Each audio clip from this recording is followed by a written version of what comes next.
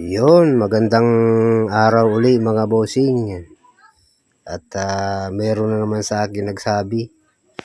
Sabi niya, Jason, bakit hindi ka kumuha o mag-hire ng technician para siya na lang gagawa dyan sa mga pinaggagawa mo? Yung hindi ka na nabibilad. Sabi ko naman, kayang-kaya pa naman.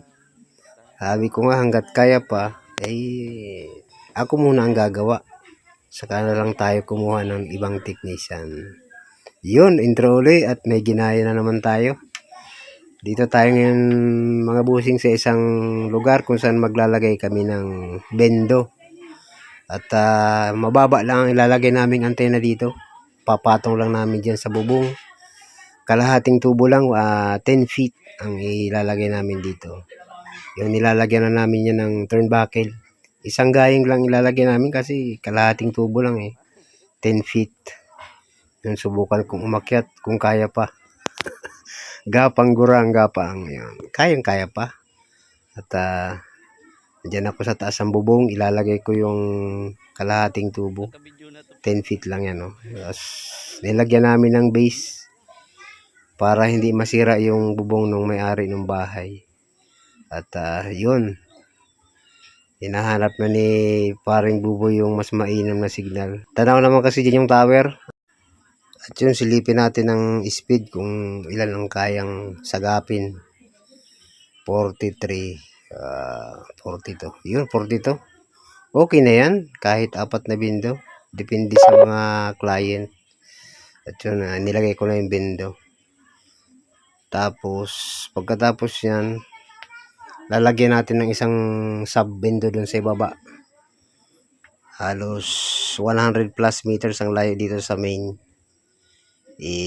Gagamitan na lang natin ng fiber. Yan at na-install ko na yung box, yung lumang box lang yung ginamit ko dyan. Yung dating, yung pinalitan ko ng napupuno, nagbabara. Kaya yan lang inilagay ko dyan. Ayun. Crimp na natin ang ating mga UTP cable. At nang malatagan na yung kabila. Ang setup ko nga pala dyan ay nakabilan. Multi-bilan nga kasi auto select binda ko dyan. Para hindi ganong problema sa mga tomer. At yung testingin natin kung Oscar Kilo ang pagka-crimp ng ating UTP cable. Yan naka 5V5 multi-bilan. Tingnan natin. Oops. Okay naman. Okay na walang sablay. At ayun, ihanda na natin yung ating panlatag fiber. Saka yung ladder. Diyan ko na pinadaan sa mga puno. Malapit lang naman. Tapos, lagbas yan dun sa kabila. Yan na. Kaya pang umakyat. Kaya wag na munang kumuha ng technician. Kayang-kaya pa. Saka na lang. At yan, hindi na gumamit ng F-clamp. Yung na lang alambre nung tawag dito ng fiber ang ginamit ko para hindi mabatak yung mismong fiber. Dugtong na natin yan dun sa main bendo.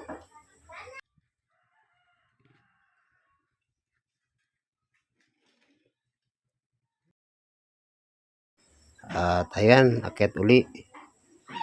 Diyan na yung sa mismong main bendo, yung dulo ng fiber. Kinakabit ko ulit. Wala nang gamit-gamit ng F-clamp. Yan na lang. Para tipid. Menos gastos ba.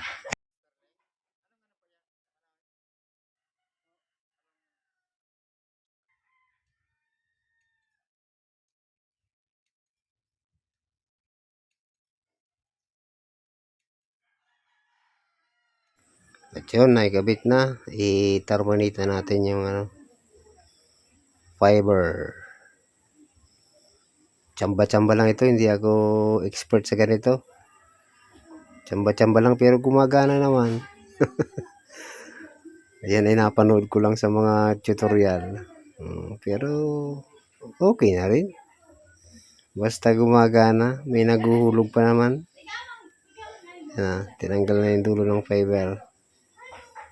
Ikakabit, ano pala, babalatan pa yan bago ilagay dun sa connector. Yan, ganyan lang kung mag-terminate. Ginagaya ko lang yung mga master. Pero natsatsambahan naman. Tapos terminate natin. Balatan pala. Balatan ang dulo ng fiber.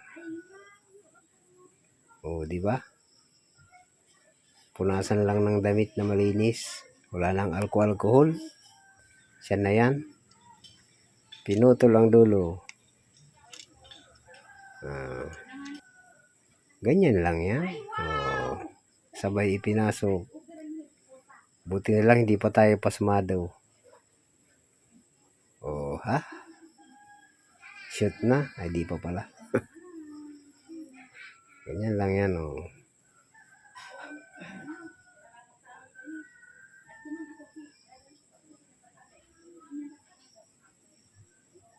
Shoot, counting bend lang, ayos na yan.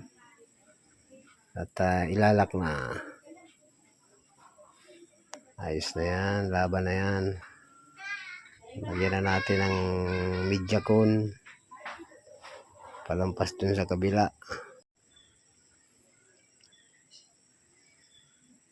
Kabit na natin ang power supply. Gamit ko pala dyan, simbase lang. Ayun, nakatalikod yung White Mamba B525. Simbase lang tayo.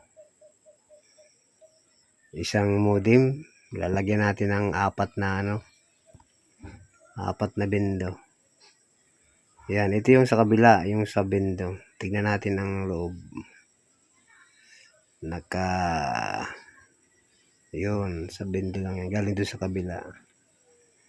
Yun. At salamat muli sa panonood. Pwede nyo namang i-follow o i-like. Pwede rin i-share. At mag-subscribe na din kayo sa sa YouTube channel ko. Yan parang awa nyo na. Sige, salamat sa panonood.